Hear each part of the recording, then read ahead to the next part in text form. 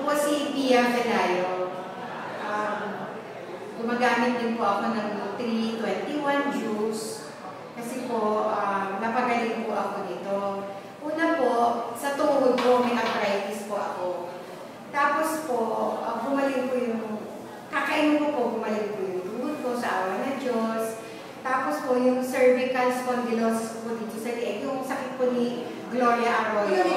Meron po, nakatulong po sa cervical spondylosis ko. Ngayon po, hindi na po ako gano'n ng gano'n kasi po dati po gano'n ako ng gano'n. Kailangan ko po parati igalaw yung leeg ko po para hindi manigas yung cervical ko. Kasi po, nag-degenerative disease na po yun dito sa likod po ng leeg ko.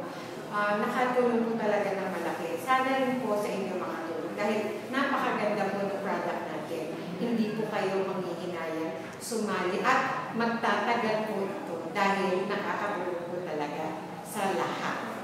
Thank you po. Happy in!